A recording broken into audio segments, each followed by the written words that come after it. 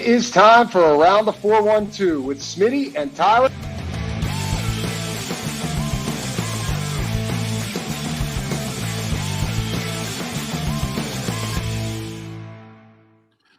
Welcome back to another episode of Around the 412. I'm Tyler. With me, as always, is my co-host, Smitty.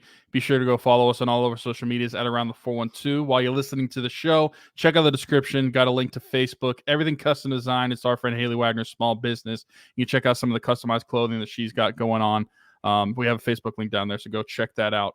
This is the Around the 412 Penguins show. Penguins split since the last time we talked, 2-2.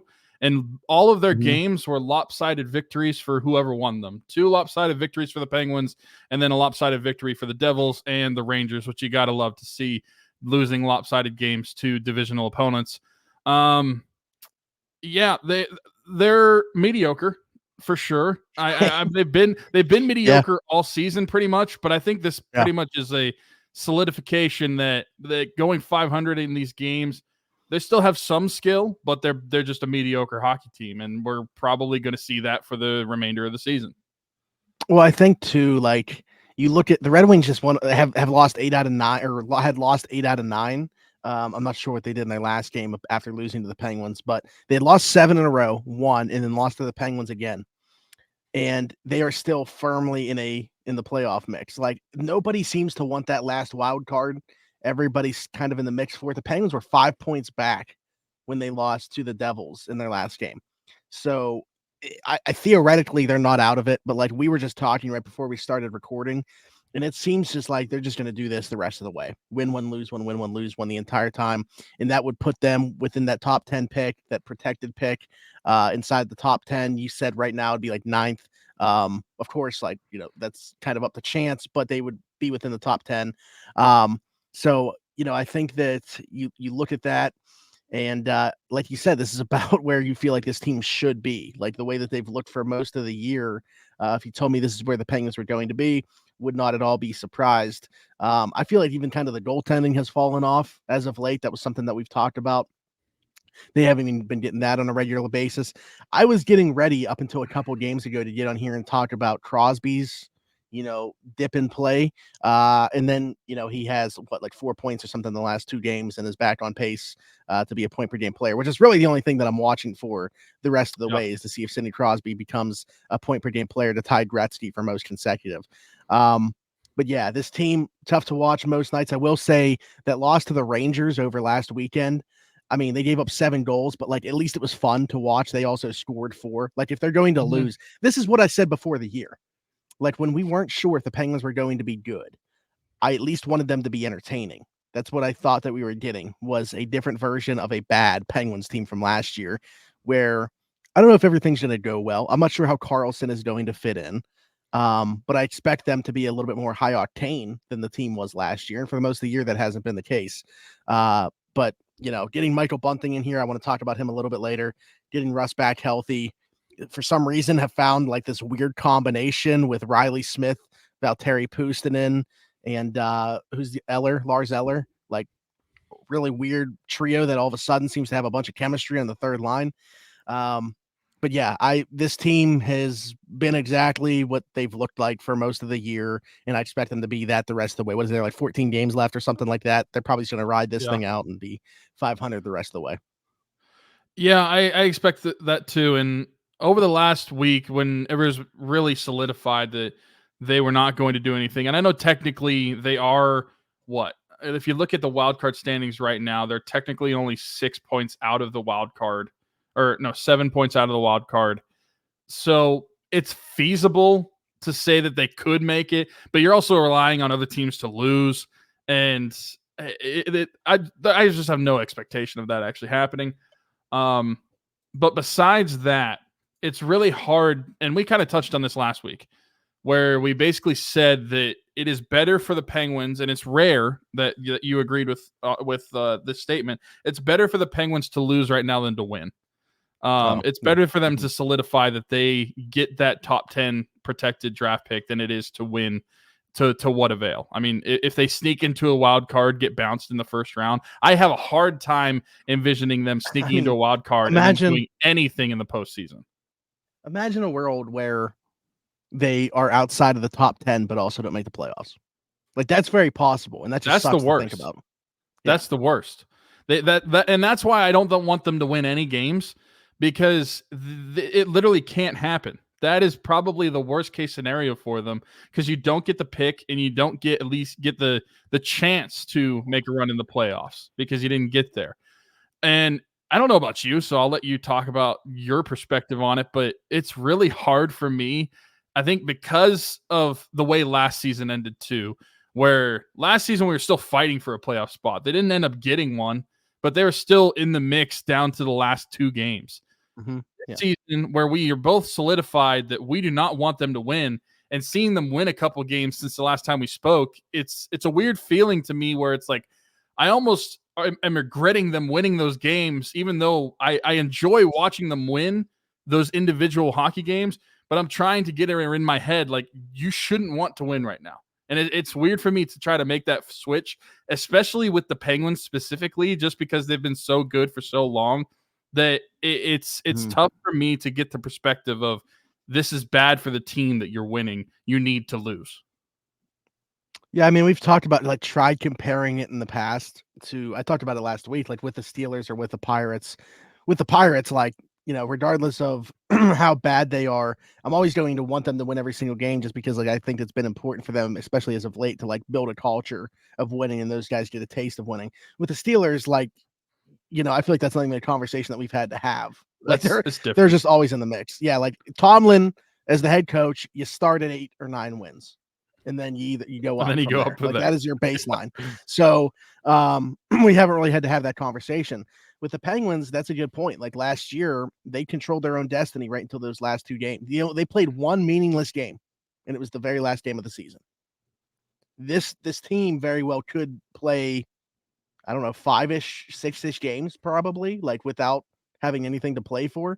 Like up until that last week or so, this last week and a half maybe of the season, they're still going to theoretically have a shot at the playoffs probably. If they win out and a team loses out or something. But to your point, like what is the point of it? I don't know. Yeah, this is a weird situation that we've never been in as Penguins fans. Like we thought last year missing the playoffs was weird. This is, a step beyond that because we're talking about not even really being in the mix. Yeah, because I'd argue too that, and I'll just compare it to the Steelers because we've had that conversation on our Steelers show before, where you always want to get to the postseason, and not just for the sake of having the chance to, then the opportunity to make a run in the postseason, but at least with the Steelers in recent years, they've had their first round picks too. If you make the postseason as the Penguins, you don't have a first round pick to fall back on either if you lose in the first round. So if you don't make a run, it was all for nothing because you don't have your pick.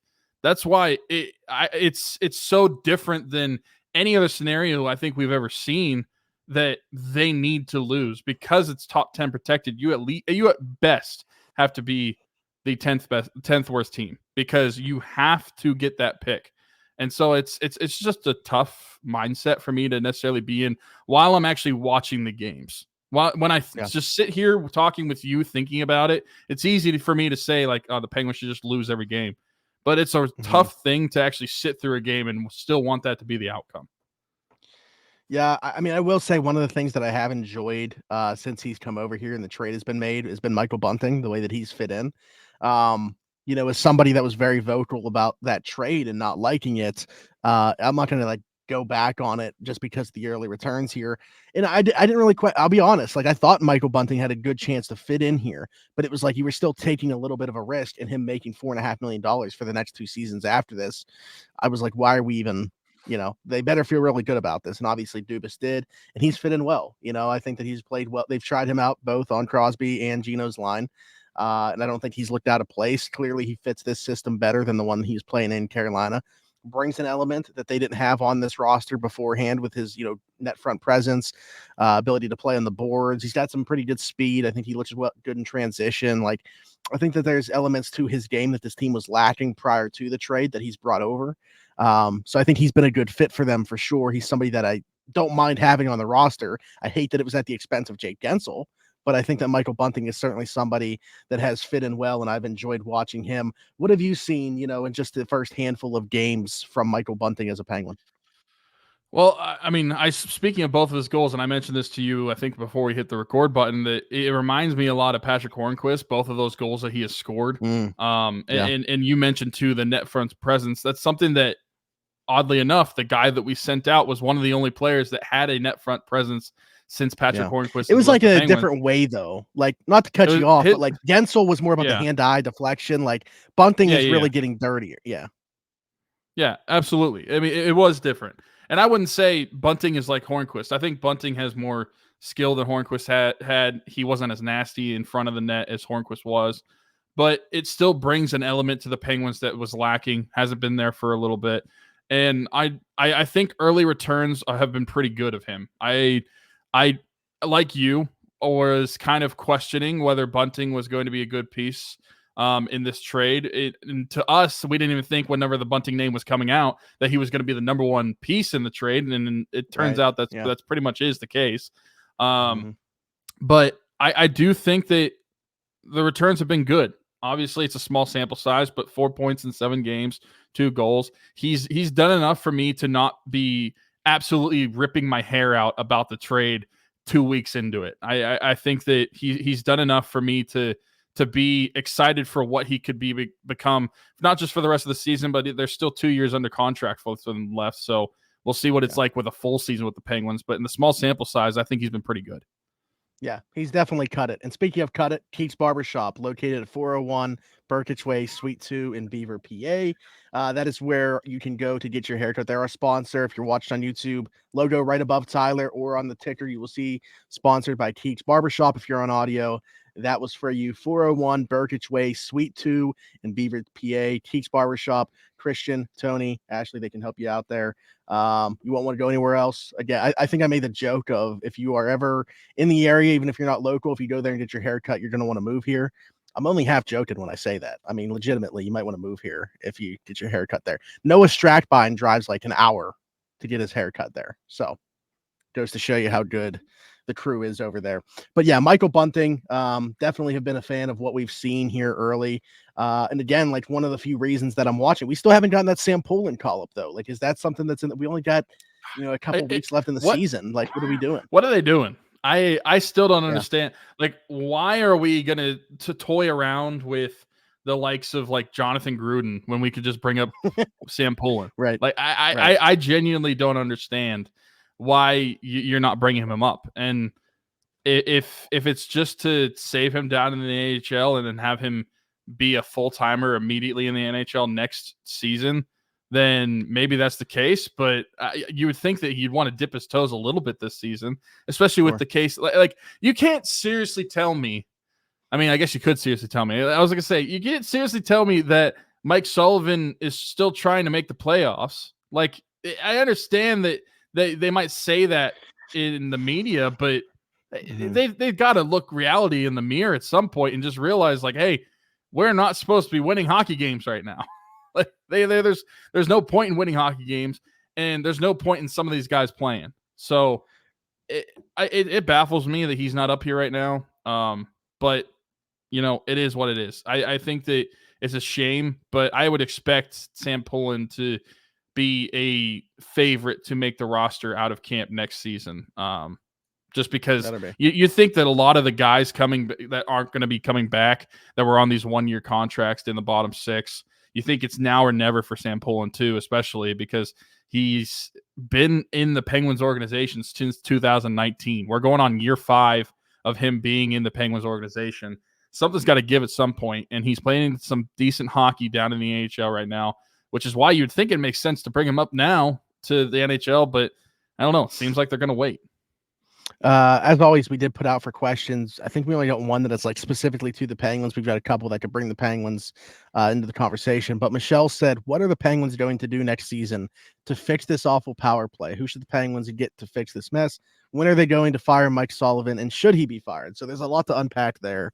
As far as the power play goes, to me, it's so multi-layered that it's not just like this is one thing that could fix the power play. We've seen it going on since this team traded Phil Kessel. And I'm not saying it was entirely linked to Phil Kessel, but something happened along those lines there within that timeline that has completely changed this power play since that day. No matter who was on it, you have all the star power in the world, as I think this year's Penguins are showing, and it doesn't matter. They're just not going to be an effective unit. I'm not saying it's all coaching. I'm not saying it's all players, but it's easier to replace one coach than it is all the players. So if that's on Todd Reirden, pretty much primarily running the power play, he's got to go. And personally, I think that that's going to happen anyway. Because to answer the rest of this, I don't think Mike Sullivan's going to be fired. If they were to fire him, I can't say I'd necessarily be upset about it. I just don't see it happening. But I think the entire coaching staff underneath him gets gutted this offseason. They go into next season with Sullivan on, I'm not going to say a short leash, but like relatively short. I mean, he's missed the playoffs now 2 years in a row without a playoff series win since 2018. Like, and I know that the bubble's kind of thrown in there, and that is what it is. But it's at some point something's got to give. So to answer your question, if you got an answer, tell me in terms of fixing the power play. Who should they bring in? I don't know that the answer is just one person. Should Mike Sullivan be fired? Maybe, but probably not for me, but the rest of the coaching staff should be. All right, I'll try to answer this quickly. There's 4 different questions asked in there. Yeah. Power play, there's no fixing it at this point unless you completely regut it. I think it's just as much on the players as it is on the coaching. I think that even if you got rid of coaching, you're going to have to fundamentally ingrain something else into the players' minds, because coaching could only take you so far. No one is telling Malkin and Erik Karlsson to just play pass along the blue line with each other. Like, no one is saying to do that. And I think that's part of the, I don't know, a perfectionist mindset of the power play, where it's like they have to have the perfect play, the perfect pass, the perfect shooting. And like while those two are doing that, nobody's moving around. Nobody moves. They all have freaking cement feet on the ice. It drives me nuts. You know what they should do?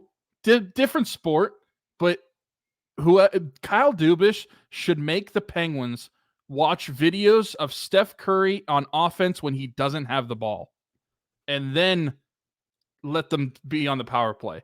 Because you see what I'm saying, right? Like, he is moving all over the place when he doesn't have the ball. Absolutely. And they need to do that. They need to do something, because it drives me nuts seeing guys just flat-footed on the power play doing nothing. And nobody is shy from blame with that. I mean, Sid too. Like, he doesn't really move from his spot. All of them don't. Yep. So power play, there's no easy fix. I don't think it's a simple fix. I think obviously coaching is the most simple fix you can have, but I do think that the personnel, they're going to have to mentally get out of whatever they've been doing for the past several years on the power play, because whether the coaches change or not, I have a hard time believing that the players are going to automatically adjust to whatever the coach says and do something different. Coaching fires, like Mike Sullivan, I don't think he's going to be fired. Would I fire him personally? I don't know if I'd necessarily just flat out like yes, but I'm open to the idea. I think that I've been more open to the idea than I ever have been since he's been the Penguins coach.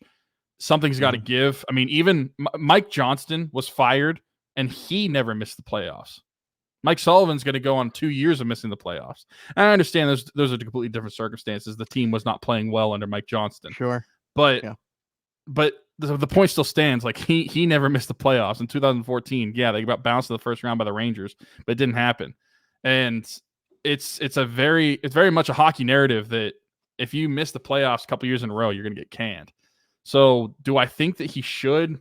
I'd probably lean towards yes. I think it's more or less time for some new blood in that room. I think that they need something new to rejuvenate anything you can out of the rest of your stars' careers. But do I think it's going to happen? No.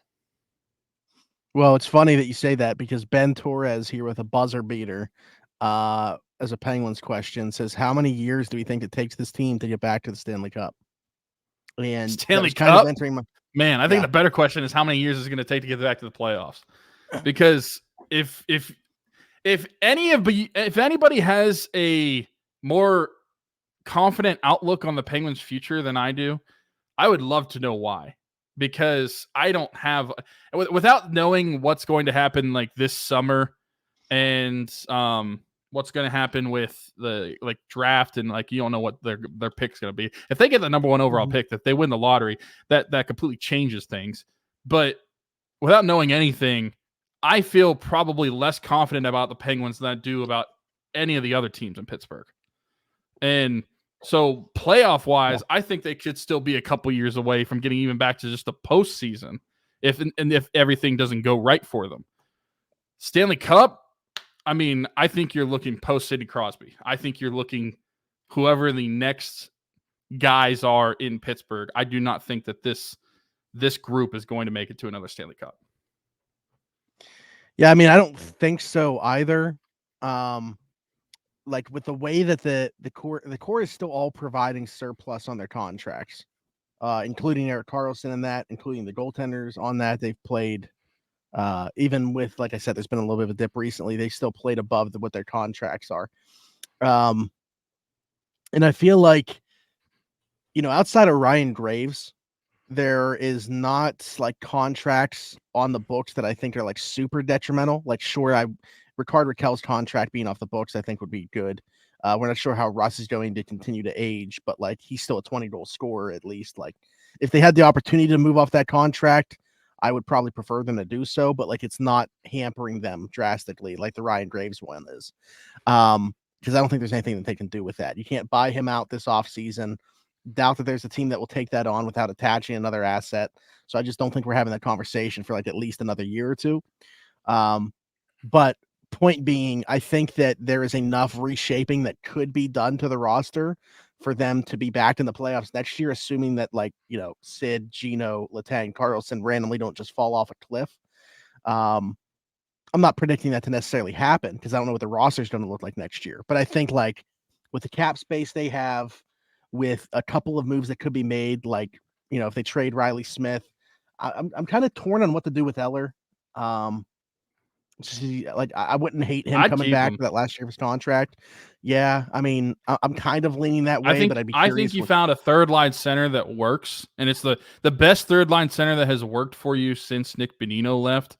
I think that you keep that guy there, and if by next trade deadline there's no future in sight, then you could trade him and get some assets from him. But I think if you're from what I've seen from Eller this season, I see really, unless you're just trying to recoup any asset you can, I don't see any reason he shouldn't be back. Yeah, I guess my point was overall, I don't think it's out of the realm of possibility for them to be a playoff team next year. But again, that's operating solely off what the core is still playing like and the flexibility that they have this offseason to make changes to the roster, which I don't know that are going to be made, but just assuming that there are. Okay, now Stanley Cup, because that was the real question. Yeah. No, that's why I started out saying I agree. Like, I can't see this team winning a Stanley Cup again within like this window that the core does have left.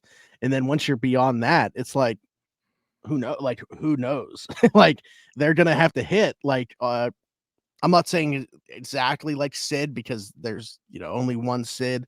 But if you look at the best player on recent Stanley Cup winning teams, like, this is a very star power driven league. And maybe honestly, the Knights last year might be the one that, like, Mark Stone, very good player, Jack Eichel, very good player, and he was the number 2 overall pick. But like, I don't know that I consider Jack Eichel one of the best players in the NHL.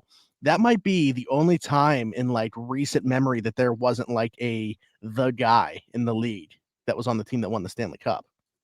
I mean, heck, look at Edmonton. Even if you hit on a guy, the way that Connor David and Leon Draisaitl are, there's no guarantee. So, yeah, I think you're right. I'm looking at the roster in one of the games from last season for Vegas. They were just an overall good team. They have a lot of very good players. Jonathan Marchessault, superstar. Like, they got the goaltending in Aiden Hill in the playoffs, like getting hot. But like, I mean, looking at some of the past ones, like Avalanche, Nathan McKinnon, Tampa Bay, Kopitar.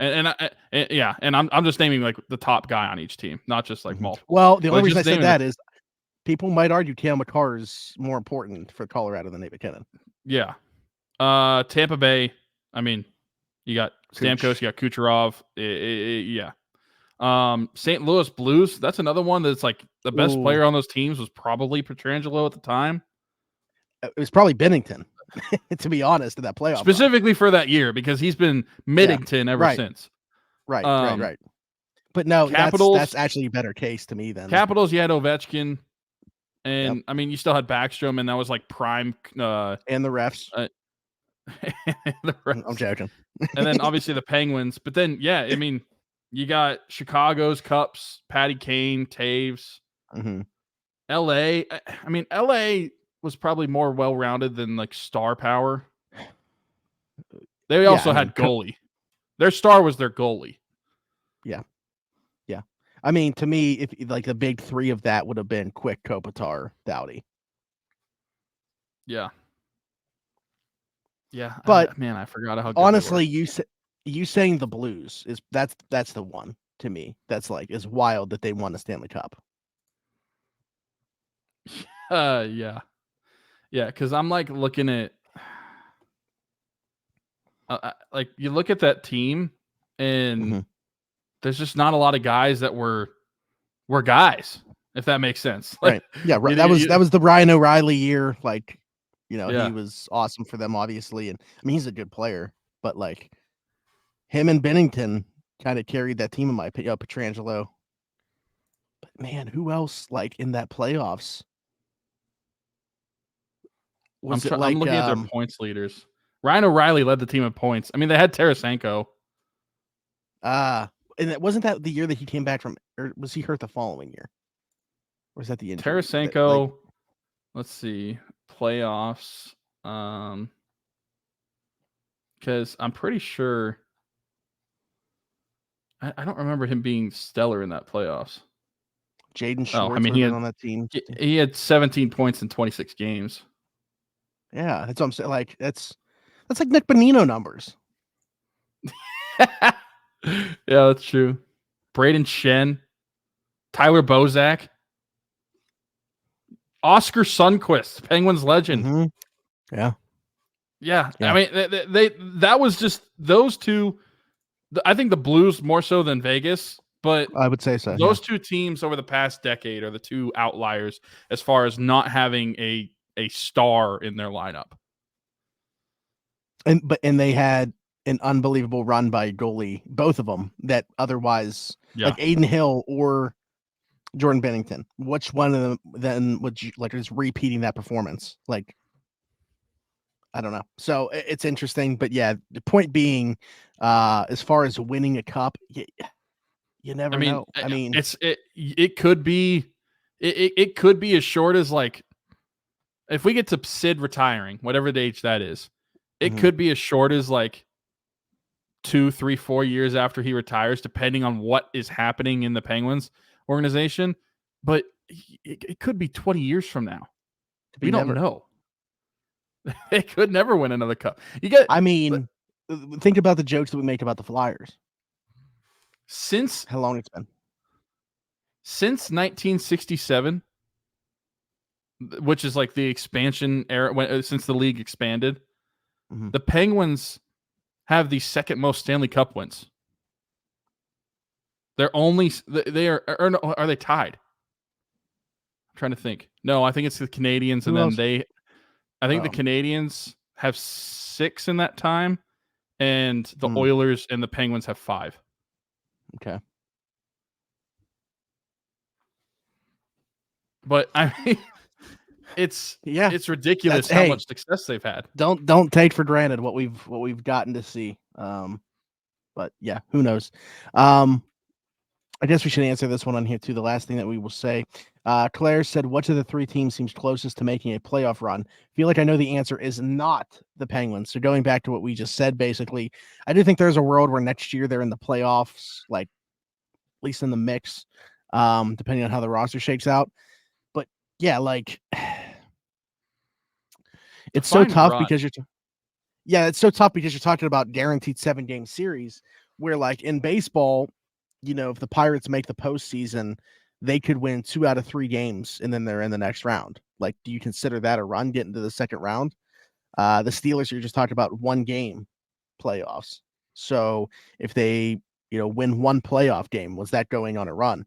I would say no, no, in my view. Like, it would have to be at least reaching, whether you're talking about, depending on what sport you're talking about, either the AFC Championship, the NL Championship Series, or the Eastern Conference Final, depending on which team we're talking about.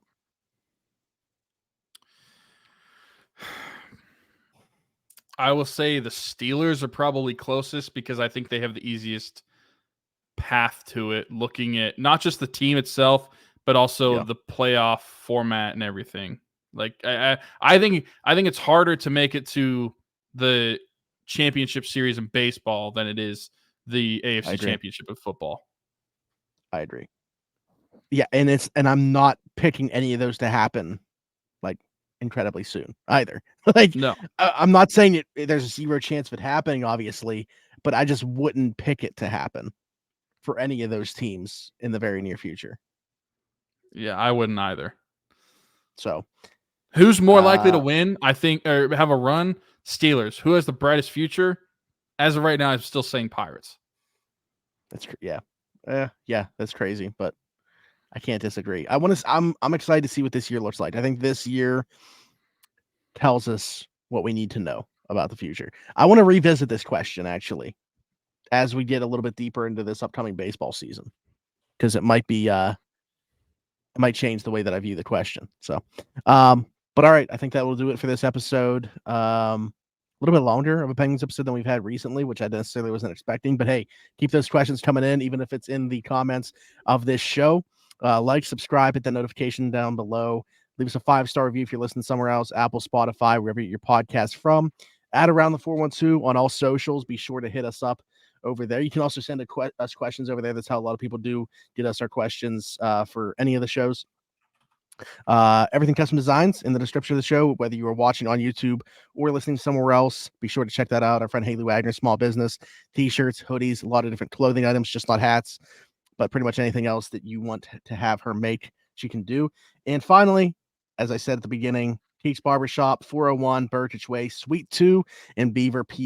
They sponsor the show. They've been with us since the beginning. Christian, Tony, Ashley over at Keeks Barbershop. They do a great job. Again, 401 Burkitch Way, Suite 2 in Beaver, PA. For Tyler, for myself, thanks for listening to another episode of the Around the 412 Penguin Show. We'll see you guys next time. Bye-bye.